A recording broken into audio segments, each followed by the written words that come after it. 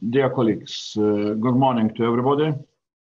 We are starting our seminar, traditional one, this time organized by United for Ukraine Parliamentary Network and also our traditional EU East Neighbourhood Forum.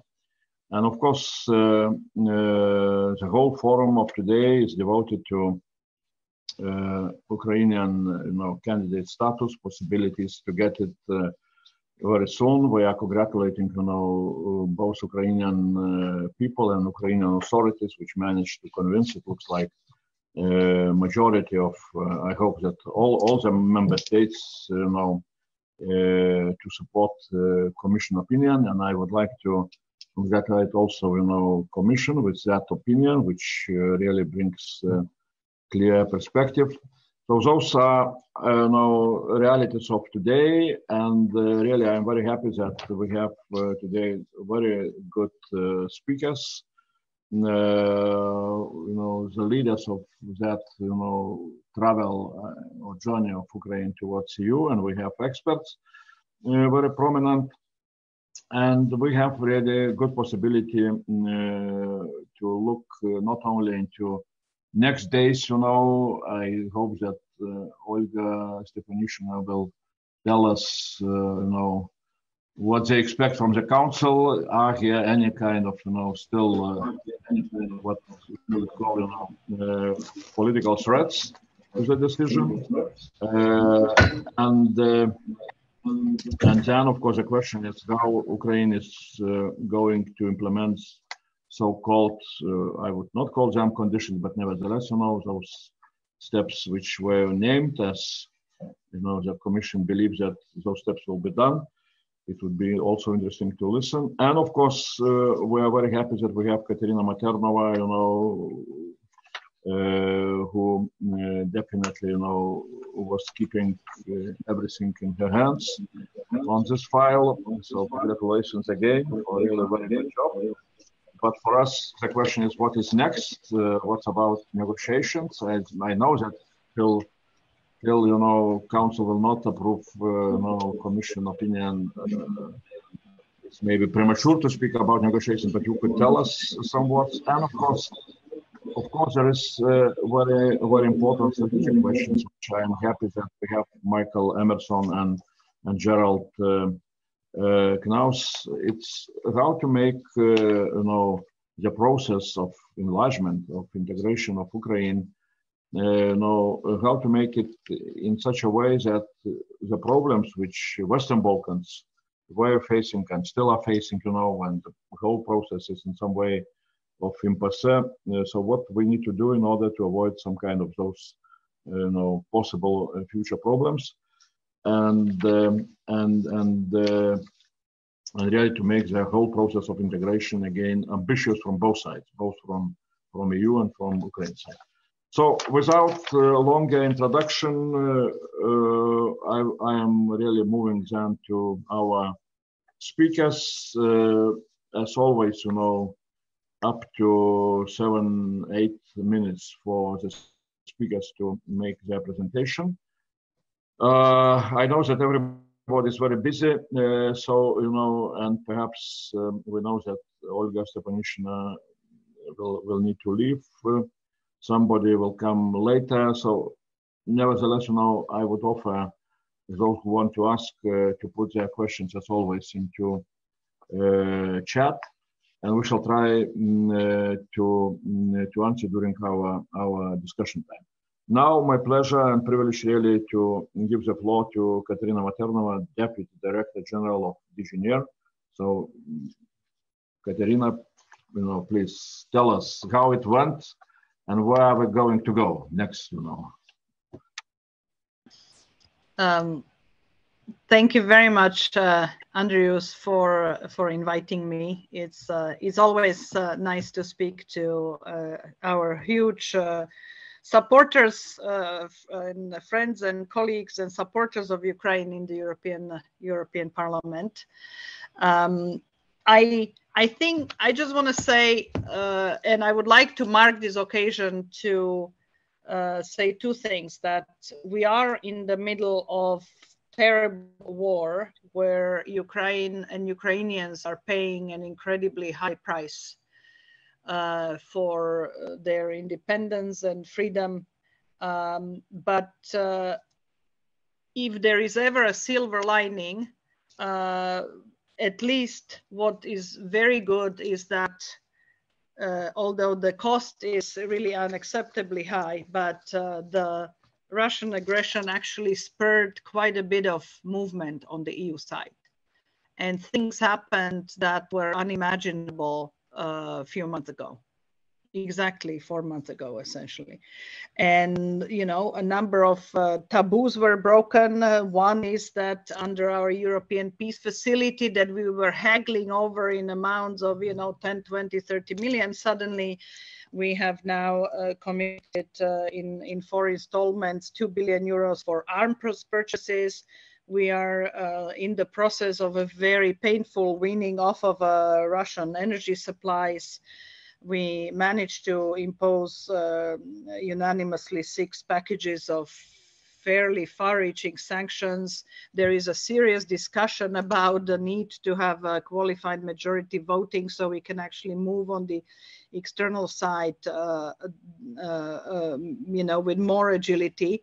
But I would say that not all of this pales in comparison, are important steps, but they pale in comparison with really something that is a historic opportunity and hopefully will become a historic moment, as I formula I heard from an Austrian minister yesterday, to really move and re-energize the entire enlargement process that has been on the rocks a bit. And I think that giving a European perspective to the 3 countries in the East, and candidate status to Ukraine and Moldova really has a potential to really look anew and with fresh eyes and look at the enlargement process for what it could be, and that is continue with this very successful policy of the EU of anchoring its neighbors and friends around into the bloc's rules, norms, values, etc. So what happened on Friday is, as you know, the Commission adopted the 3 opinions, and I will from now on talk about the Ukrainian one, where we did an analysis based very much on the same criteria that all previous enlargement countries have been, the post-communist enlargement countries have been judged by, and that's the famous Copenhagen criteria from a summit in Copenhagen that was complemented by Madrid criteria, and are essentially along 3 lines, but the first one is the most important for this first opinion, and those are political criteria. So essentially, they're looking at the values and the democratic credentials and strengths of institutions that underpin the country. And the second ones are the economic criteria and the progress in building a market economy and ability to withstand the competitive pressures of being part of the single market. And the third element is to withstand and be able to take on the obligations of membership. So looking at the sectoral agenda, the adoption of the various norms and rules of the EU known as the acquis communautaire. Now, what we did is we started, as we always do, with the process of building a questionnaire. We split it into 2 parts. The first, the political economic, and the acquis as a separate one, and did this very rapidly. We simplified it to the necessities and submitted it to Ukraine. And this is a point I want to make very clearly, is that this war, as terrible as it is different in one way, and that's the real-time functioning of Ukraine as a state, as a government, as subnational institutions, as the civil society. Ukraine actually responded to this questionnaire in 10 days, which I think is an extraordinary feat when we are really realizing that we are in the middle of a war. We then subsequently submitted also the acquis questionnaire. Ukraine submitted that response, but that is going to come with an evaluation a little bit later due to simply capacity and time constraints. But more importantly, for the initial assessment, we didn't need the acquis part, because the candidate status is something that happens, but it's not opening of negotiations. So we didn't need to know that level of detail before submitting the first opinion. So what I would like to say, there were two things that happened in the opinion. One is conferring a European perspective for Ukraine, also for Moldova, and also for Georgia. And the reason why we wanted to do that is because you may recall in all of the different summits and discussions, whether it was Eastern Partnership or EU-Ukraine summits, there was always quite a bit of dispute and even haggling over the language that would go into that. And Ukraine wanted to have an explicit recognition of its European membership aspirations, EU membership aspirations, and that was difficult to find consensus on. So we actually landed on a language that talked about acknowledging Ukraine's EU aspirations. So now we explicitly went beyond that and are conferring on all three countries a perspective to join the European Union. This is similar to what happened with the Western Balkans in the Thessaloniki summit years ago, right? That you are in the ante-room to EU membership. So that was the first step that happened. And then on top of it, for Ukraine and also Moldova, the proposal that the Commission has put is to acknowledge Ukraine as a candidate country, candidate member, to have a status of a candidate country. And we are doing it on the understanding that a few things will need to happen, but the candidate status is confirmed now. I have to put a little proviso here. The dynamic is good, but all of this is only Commission proposal so far. It will need to be endorsed by the European Council that convenes on 23 and 24. The discussion on this will be on the 23rd. And we very much hope that this structure that we proposed is going to remain, and Ukraine will be officially by EU27 given a candidate status. As we all know, as in all areas of foreign policy, and particularly in the area of enlargement and many steps along the way, a unanimity is required. So all 27 member states need to be of the same opinion. I had some journalists asking me, what if the conclusion is, what if the result is inconclusive? Well, there is no inconclusive result. Inconclusive means a no, because there has to be an explicit agreement on this. I doubt it will go to a vote. In Europe, we rarely vote, but if there is somebody who's going to be objecting, that can derail the issue. Now, one sensitive topic, which you know, is not related to either the war or the desire of Ukraine to become an EU member, but that is obviously affecting the dynamics in the Council, is the situation of the Western Balkans, where indeed we have two countries that have been negotiating with the EU, Serbia and Montenegro. Two countries that have been waiting now for a number of years for opening negotiations, even after the Commission's positive proposal in this regard, and that's North Macedonia and Albania. And then you have Bosnia that is waiting for candidate status, and you have Kosovo that has not been recognized as a country by all of the 20s. You know, there are some member states that haven't recognized Kosovo. So you have a variety. You have a variety of types of countries in the Western Balkans, but some member states, some more than others, feel that it's very difficult to give a positive perspective to the East and not at the same time do it for the Western Balkans. So I very much hope that some smart formula will be agreed upon by our leaders, but I think that with this very clear and I think well-crafted position that we have done in the Commission, we will be able to land on what the proposal is, because what we have done on the understanding of is to put a few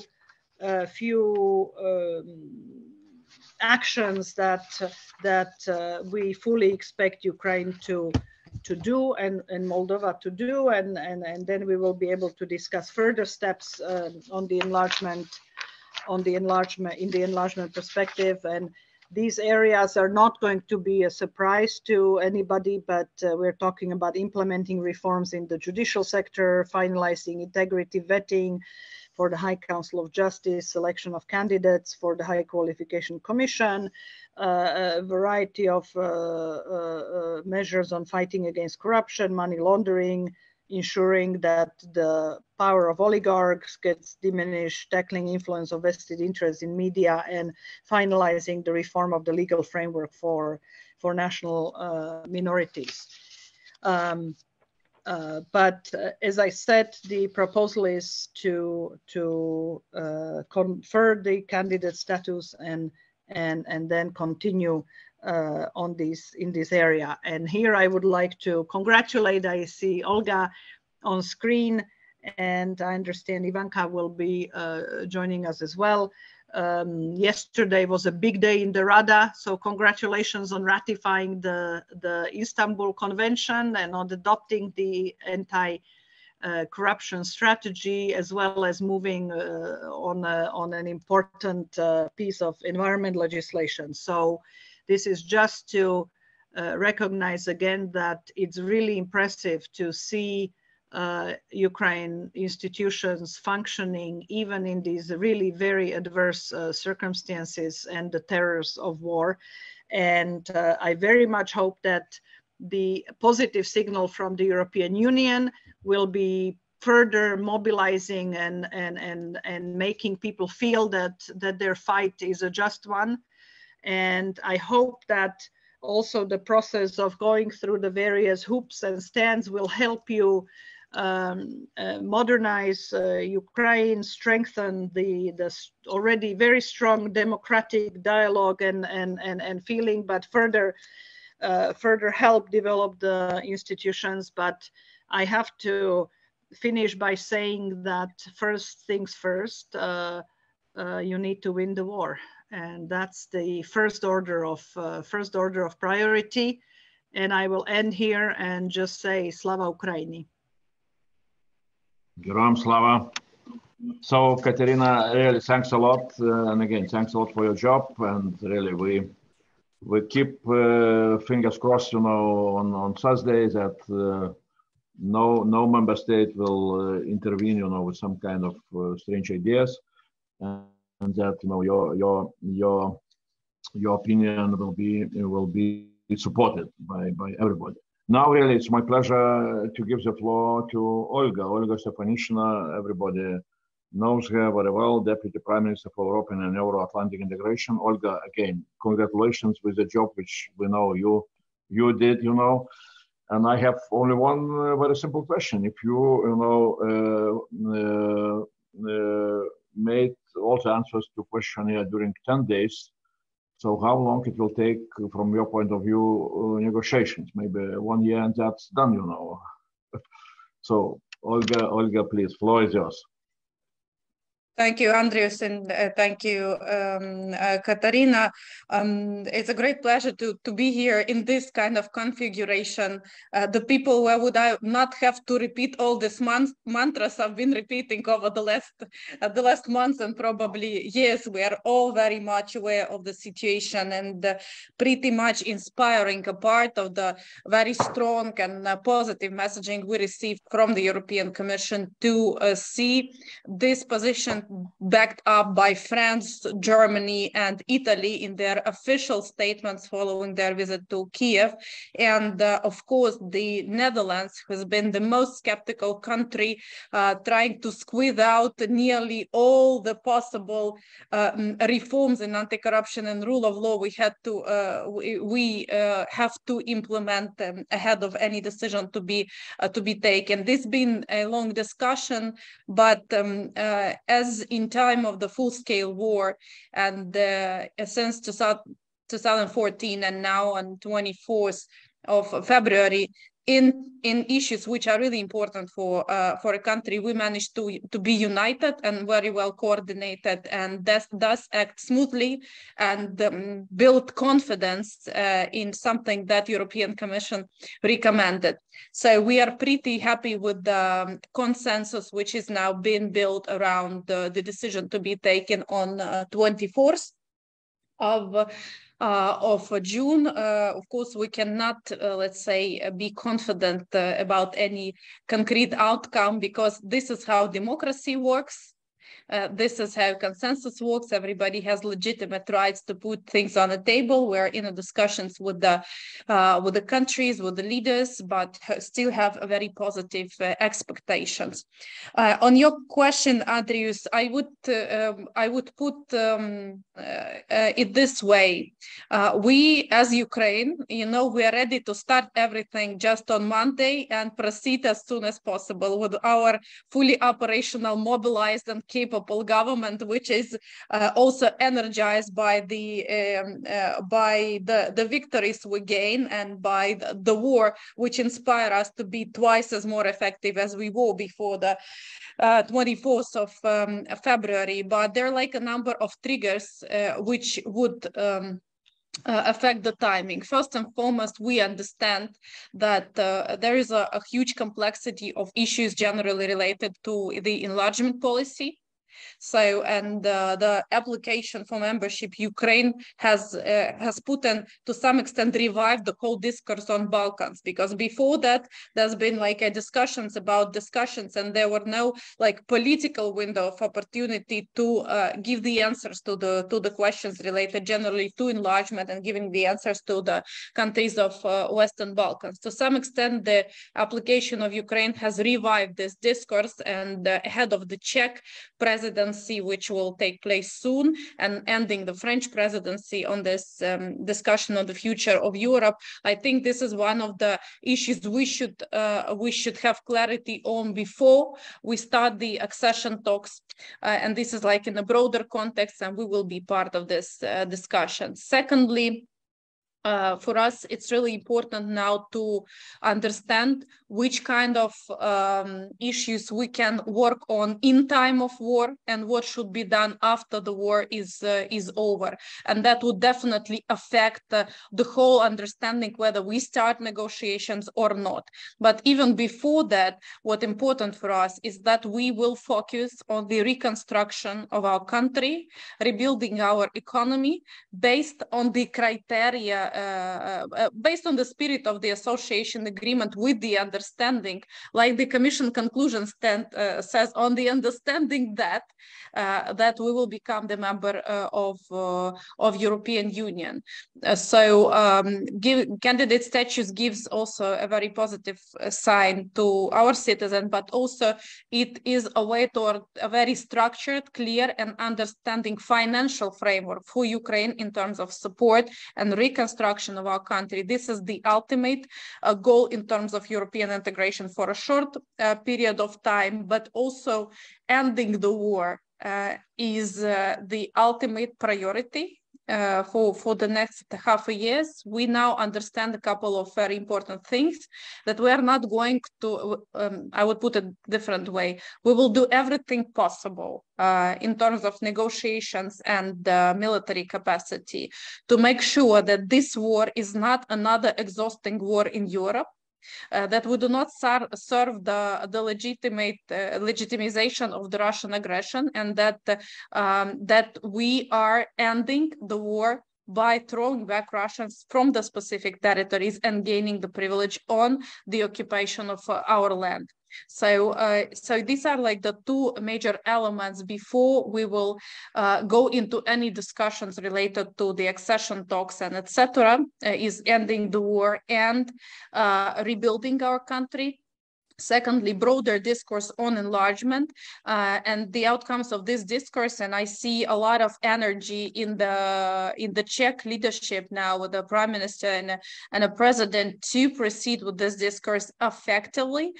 This would also pave the way towards the way how do we proceed with negotiations on our side. And of course, implementing the recommendations which has been outlined in the conclusion of the Commission, and very highly highly likely that will be reflected in the decision of the European Council. So upon clarity on each of the three elements I've covered, we will be ready to start negotiations as soon as possible. And while we still have time to deliver on three previous topics, as I've mentioned, we will build our capacity in terms of the institutional capacity, human resource management, to make sure that we're capable to have a very qualified, fast and mutually beneficial negotiations.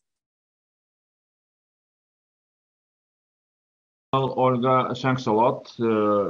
Clear picture what is next, and also best, for you in your really very effective job. And I hope again that at least Thursday will be a good day for all of us, for Ukraine and for Europe. With council decisions exactly supporting Commission opinion. So now we are moving to next speakers. And I would ask Ivana Klimpushintsadze to take the floor.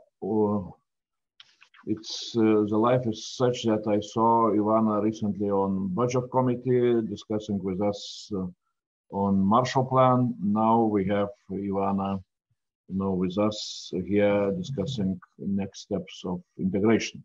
Ivana, please go on. Sorry, thank you. Thank you, dear Andrius.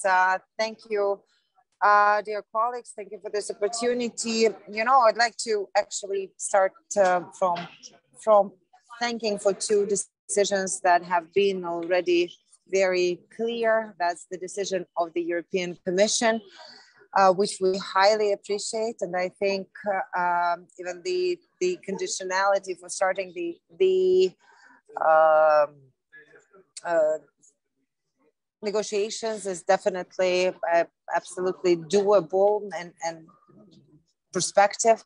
And I hope that member states will be supportive of this approach that was suggested by the European Commission. I also wanted to thank the European Parliament as the major vocal player on setting the political agenda and giving the task to other institutions and giving the task to also member states, so to say, or asking member states to work on the giving Ukraine the candidate status. And want to also thank you, Andrius, personally, and all our friends in the European Parliament and members of the U4U network, because if it wasn't for your activities, if it wasn't for your engagement, we would not be getting as close right now also to the hopefully positive decision of the European Council. And the encouragement comes definitely from those things that Olga has mentioned with regard to hearing the leaders of the big European countries like Italy, Germany, and France supporting this candidacy status. But also, I'm very glad to let you know that just an hour ago, Ukrainian Parliament was addressed by the Danish Prime Minister, and she just said very clearly that Denmark will support as well the candidacy status being given to Ukraine already on the 23rd, 24th of June. So I hope that that actually paves the way to this first very important stage, and that is necessary for Ukraine, but also is necessary for Moldova, and also some of the decisions that hopefully will be taken with regard to other countries that we are discussing today. Because otherwise, if it's not happening, or if it wouldn't have happened, I think we could just say that there are 4 major points of dissatisfaction, so to say, because that would mean that Putin's corrupt activities in Europe still are working, and that would mean that the point of view of the European citizens is not being taken into consideration. That would mean that values are devaluating, so to say, and that would mean that fear again in front of Moscow is taking over. So hopefully none of this is actually true, and that again is also happening positively against all this trends with your support. With regard to the future of Western Balkans, Ukraine, Moldova, and Georgia, what are the next steps? I think because you have formulated very correctly, I think this question. I think first and foremost, it has to be understood that from my perspective, it is in national interest of Ukraine to have all those countries speeding up their processes of European integration. I think we have to ensure that European project that is not only a exclusively economic project, but rather also a project of democracy and security and peace is successfully expanding. And therefore, from perspective of Ukraine, we would better be neighboring countries that have this European future or are already anchored within the European Union.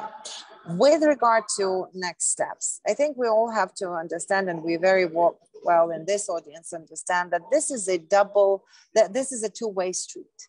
How quickly we will be able to move depends definitely on the ability of of all the internal actors in each of the countries to pull themselves together and to deliver upon those things that should be prioritized for the next steps. But also, it is very much dependent on how the European institutions would be reacting to the requests, how responsive and how quick and how ready they will be to also provide assistance in order for us to be able to deliver upon that.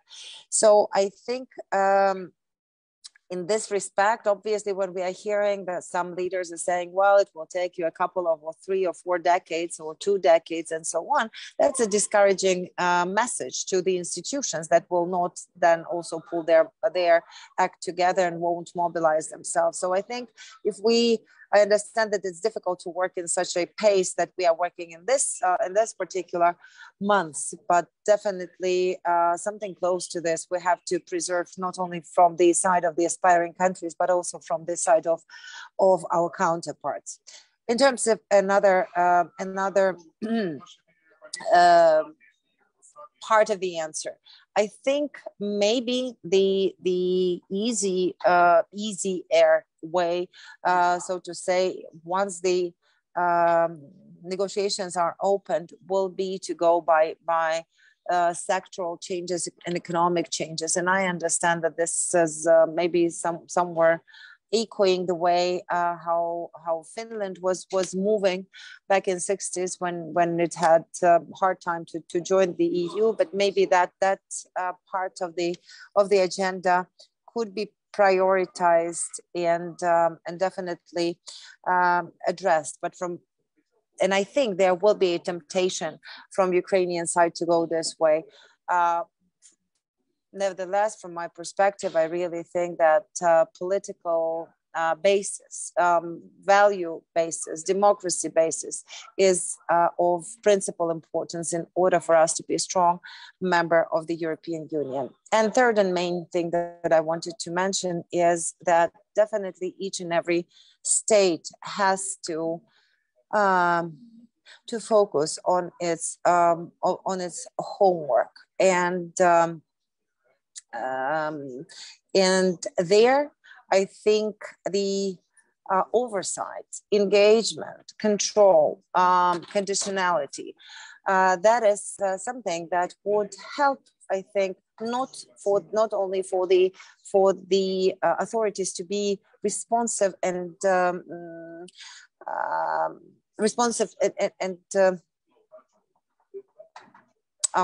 forgot the word, towards their citizens and their societies, but also to their counterparts. And here, I think we have already a deal of positive experience in terms of when we were reaching the criteria of, for example, visa-free or other criteria that allowed us to move forward in our cooperation with the EU and implementation of the association agreement. And so I think that that all of this is not only about Ukraine, and this is about other aspiring countries as well.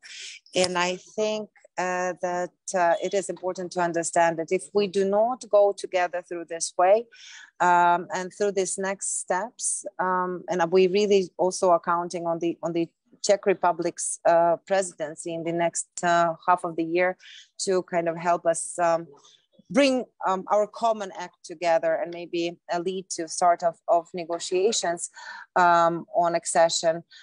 We have to understand that Europe has to only strengthen from the ability of all these nations, aspiring nations, to get on board and to move faster to fulfillment of all the conditions that will be coming up. Thank you. Yes, thanks a lot, Ivana. Thanks a lot. Again, congratulations for that achievement, which you invested so much of your own, personal energy and political will and so on. So really, it's a pleasure to congratulate. Now we are moving to experts, side in our discussion. And we have two prominent experts from Gerald Knaus and Michael Emerson, whom we know very well from their engagement into enlargement policy and attempts to find a way how to get out from that impasse which we were facing, especially with Western Balkans. Yeah, my question is very simple, Gerald. Knowing that you were, promoting very important and very strategic initiatives on intermediate stages, on integration towards single market. Now, what is your opinion? When really things with the war started to change so rapidly, and candidate status is given, and Ukraine was showing such a speed that nobody was expecting, in answering the questionnaire. So, Gerald, please, floor is yours. Gerald Knaus, chairman of European Stability Initiative, and really very, very well-known expert and writer on that topic. Thanks a lot, Andrius. I hope the connection is well. I'm in a small German town, which... sorry. Do you hear me? Yes. I'm in a small German town, okay. And the internet connections I found sometimes in Ukraine to be better than in parts of Germany. It's not the only thing that Germany can learn from Ukraine. The last days have been really phenomenal. They've shown what focus by the Ukrainian government, by the Ukrainian parliament, but also by the European Commission could bring. I mean, this has really been transformative. And I had to think back when I went to teach economics in Chernivtsi in 1993 for 1 year. The idea that Romania would get visa-free travel seemed impossible. Now Romania has been a member of the EU for more than a decade and a successful one. The idea that Ukraine would get visa-free travel seemed obviously impossible then. Now Ukraine has had visa-free travel for a very long time, earned it through reforms, and is about to embark on the EU membership path. So this is great. This is fantastic. But the reason I think, Andrius, and we've had a lot of conversations also with Katarina recently, is there are still a lot of people in Europe that I fear in governments, in member states, still see this as largely a symbolic thing. You give Ukraine something, well, some people have twisted arms, some governments couldn't resist giving candidate status, but now they are, and you hear the voices talking about it will take decades, it will take forever, it will be a slow process, which really is not, first of all, what you say when you want it to succeed, but secondly, empirically, it is not true. If we look at the history of accession talks, the beginning and the end of real talks, of course, Mr. Lajczak recently reminded me, Slovakia took 34 months. Poland took 56 months. Croatia was slightly longer, but still, we are talking about 3, 4, 5 years with focus where this is possible. You know, it didn't take decades. But what inspires and what influences this very disappointing and defeatist language is the experience of the Western Balkans, where, of course, we've had a candidate for 17 years, North Macedonia. We have Montenegro negotiate for 10 years and only closing 3 chapters of 33 in 10 years, where we have Serbia negotiating for 8 years. And if you look at the assessments, the very rigorous assessments by the Commission in recent years, making no progress really at all. And this cynical sense that you start accession, but it never ends, is now the big trap. But there is hope. And the hope is that Ukraine is too big, too serious. The stakes are too high to repeat with Ukraine what the EU did with North Macedonia. Remember, North Macedonia got candidate status in 2005, and then nothing happened. And so there was a backlash. Actually, relations between North Macedonia and the EU deteriorated. We had a nationalist prime minister, very nationalist and anti-EU. To avoid this happening, what can be done? And I think what we just heard from Ivana is the key. To use the energy which is now there in the administration, in the politics, in the parliament, and build on it and sustain it. And as we've seen with visa liberalization, this requires a goal that is based first on merit, where you are not afraid that any country will just intervene with a veto at any stage. And secondly, is reachable. It is not 20 years or 10 years in the future. So I sent out a little paper, and Andrius knows our ideas, that there is one very simple way to achieve this, which was used before. There is only one accession process. There is only one goal, it's full membership. On this, there should be clarity. But in that process, what we propose is that when a country, when Ukraine, in the assessments that the Commission does, so this is not about opening or closing chapters, in the regular assessments the Commission does of the alignment with the acquis and of the fundamentals, assessments which have been very rigorous and very credible and have improved a lot in recent years. If the Commission finds that in 3, 4, 5 years, Ukraine actually has a good alignment with the acquis and is ready to join the single market and has made the reforms in the rule of law that are required, it should enter and enjoy the 4 freedoms immediately. Now, this means that the goal that matters to citizens, to business, as it's planning what to do, where to invest in the next 5 years, the idea that Ukraine might be a member of the single market, that Ukrainian citizens will never again lose what they have now, the ability to move around Europe and work and live everywhere, because that freedom will be preserved.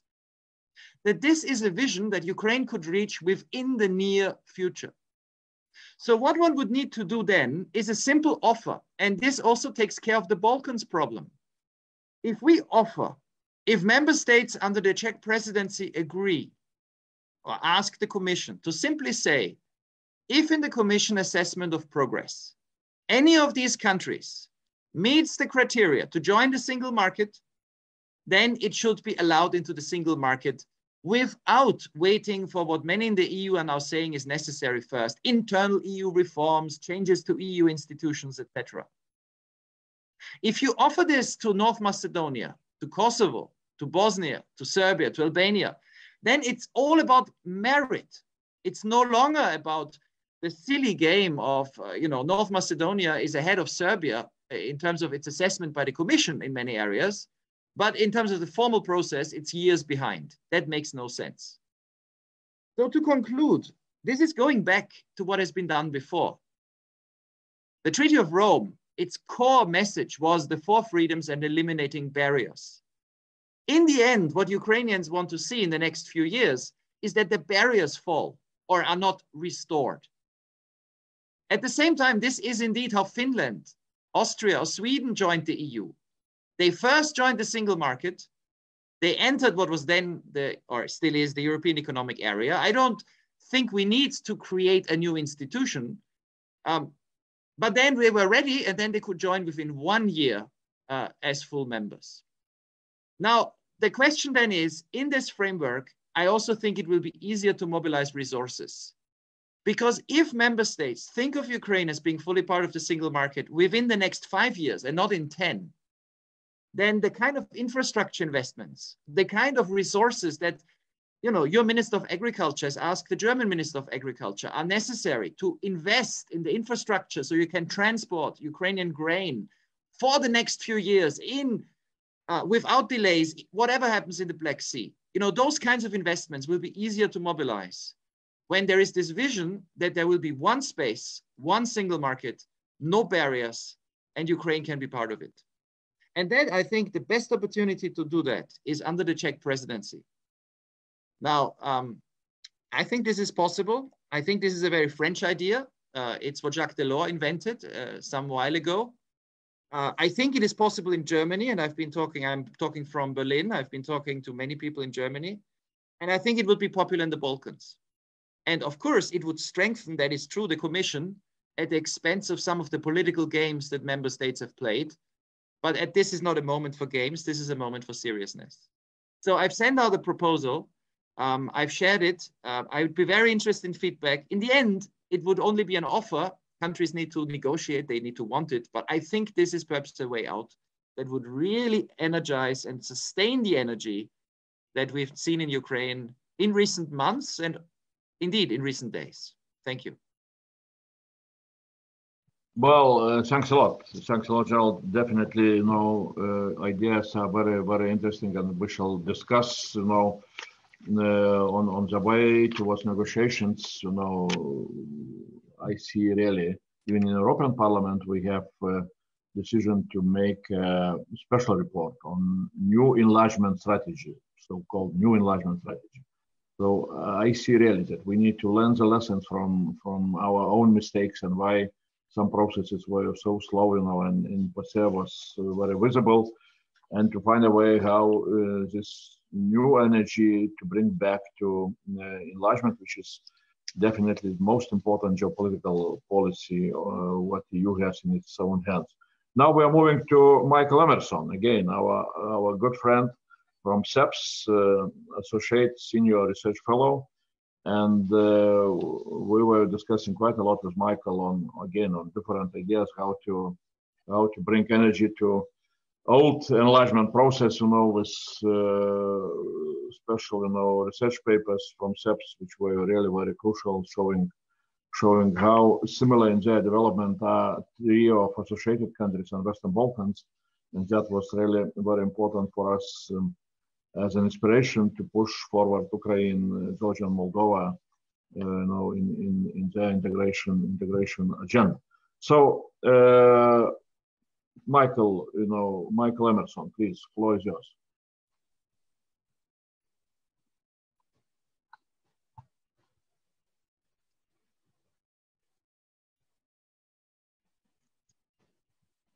Michael, unmute yourself. You are still. Microphone.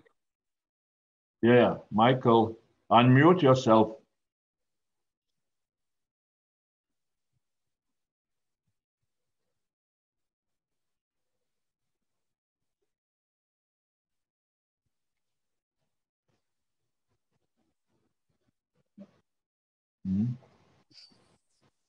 Okay, right now. Okay, good. Sorry about Perfect. that. Good. Perfect. It's good to meet old friends here in this much more propitious political setting on the EU side, although, of course, it's tragic in terms of the war, the ongoing war. I'm happy to follow on from Gerald Knaus, and I share his plea for finding something that would give substantive benefits before full accession. But I have an alternative view as to how to do that, which I come to in a moment. But first, okay, the Commission's three opinions, Katarina, Mathernova. I'm very glad that the Commission made, in our view, the right call on all three cases. Clear-cut candidates for two, and wait and see for Georgia. Andrius, I've read your paper entitled Milestones, Next Milestones, and indeed we should be discussing now, we are discussing now, next steps. You refer in your paper to the revised enlargement methodology, which in my view is only a marginal adaptation of the old one, but you didn't refer yet to the content of Charles Michel's speech of the 18th of May, which had far more radical views as to how to restructure and reorder the accession process. And behind that speech, or alongside that speech, steps, we together with the Balkan think tank, we published a template for staged accession to the EU, and which is a much more detailed and precise formulation, but basically it's along the same lines as what Charles Michel is being advocating. So a question I have actually for Katarina Mathernova before we finish is, what are you thinking about Charles Michel's proposals? And I'm hoping that something will come out of the European Council, possibly an invitation to the Commission to translate his ideas into an immediately operational proposal. But now on the substance of it, we're advocating 4 stages, 1, 2, 3, 4. The point is that to go through these stages, now here there's a point which is common with Gerald Knaus, there should be continued evaluation, assessment by the Commission of all of the 30 or so chapters. And here's a particular proposal to the Commission, DG NEAR. You do your thorough reports and all these chapters are summarized whether the state of preparedness is good or medium or early, etc. So our proposal is you go one step further and translate these qualitative assessments into quantities, 3, 2, 1 or 5, 4, 3, 2, 1, which has the great advantage that they can be summed up and averaged and thus presented as a clear basis for using this conditionality mechanism for, in our book, the passing from stage to stage. Well, this is similar to Gerald, but we are proposing that these advances in performance would go alongside progressive increases in institutional participation, financial participation, as well as sectoral and functional integration. For example, on funding in stage 1, 50% of what they would get as full member states. stage 2, 75%. And now I come to stage 3, which is the crucial, if you like, added value to these proposals. We would say that stage 3 should be with a treaty of accession and a new title called new member states. And stage 4 would be conventional membership. Now, the point of stage 3 is that the member state, the applicant would be in everything in terms of funding, institutions and functions, having met the objective criteria, subject to 3 institutional transitional exceptions. One would be no veto power in the council, but would have qualified majority voting power, no member of the commission until the Lisbon Treaty provision for limiting it to 2/3 of the number of member states had been adopted, and something similar for the European Court of Justice.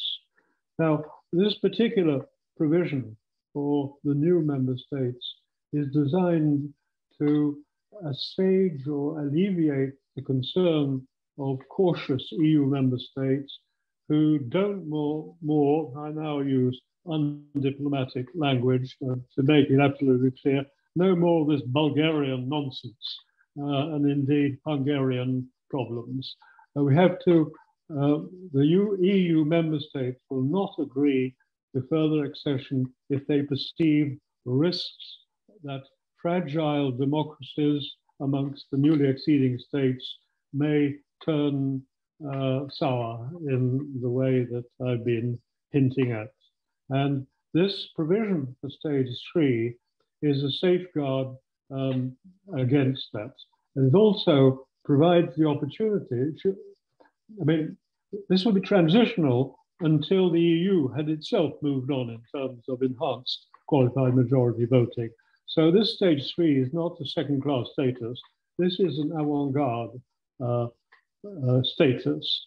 And in my conversations with some Western Balkan think tankers and via them with governments, I understand that the idea takes root that the applicant countries could actually take now unilaterally a political decision to say, we are willing to do this deal. We are willing to enter transitionally without a veto power, and while the Commission, while the EU itself develops its system. This would be an extraordinarily valuable political gesture by the candidate states. And so I commend this particular argument. It has its origins in the Western Balkans.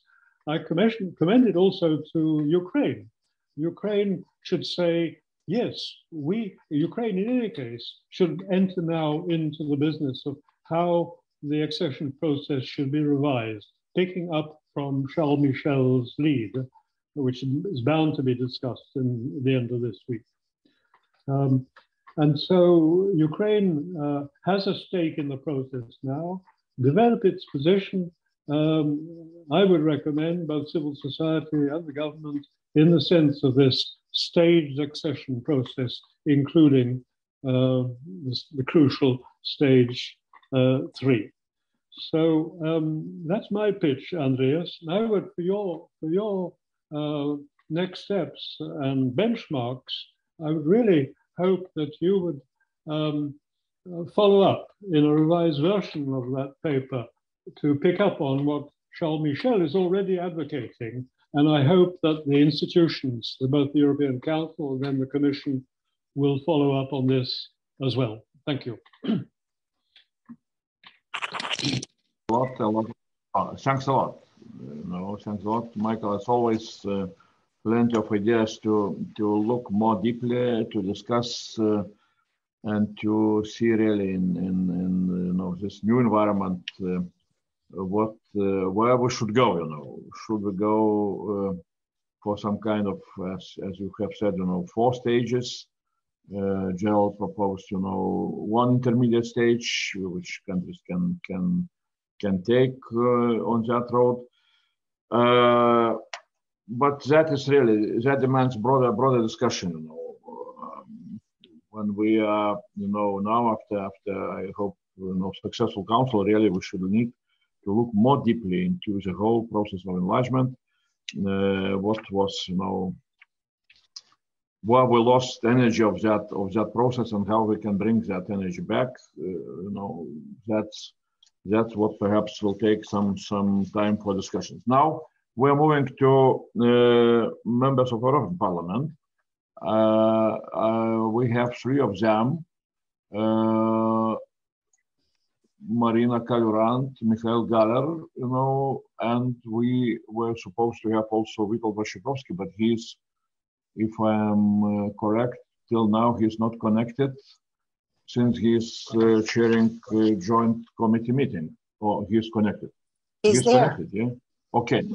Okay, sorry, I haven't seen. So maybe Witold, you should start, then Marina, and then Mikhail at the end. So Witold Waszczykowski, whom we know very well again.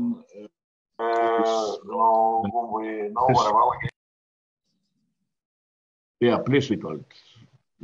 Chairman, president of delegation with Ukraine, Witold Waszczykowski. Yeah, please, floor is yours.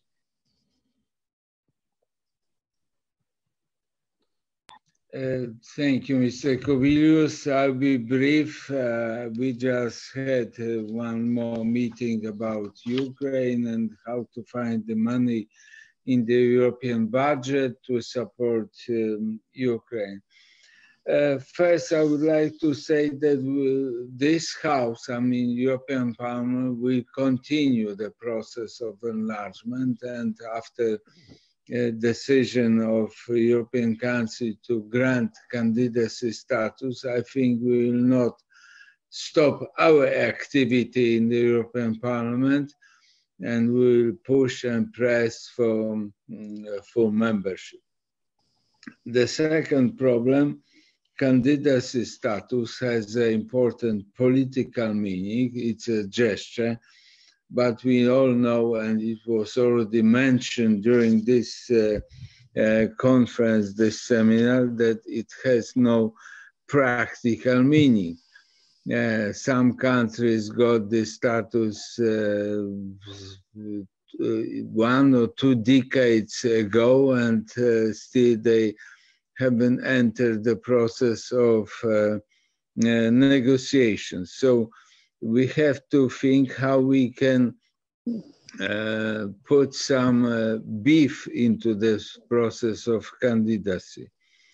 The third, I would say that the process of membership lasts long. It's not months, like one of the experts mentioned in case of Poland. We started our journey to European Union at the beginning of 1990s. And let me remind you that we got full membership in 2004. So it was about 14 years, not months, but 14 years to wait for the full membership. And lastly, I would like to warn you that I just heard, maybe not correctly, that there is some inclination to grant some conditional status to Ukraine, for instance, without the veto power in the council or things like that. No, the member states, full-fledged member states like Poland will never accept QMV in the council for security reasons, which are broadly defined right now. Forget about QMV in the next decade. So if we really think about membership for Ukraine, let's think about full-fledged membership with full power to decide about future European Union. We can accept the stages, of course, that and we cannot wait for the 30 chapters of fully negotiated. So we can bring Ukraine closer and closer to European Union. Let me remind you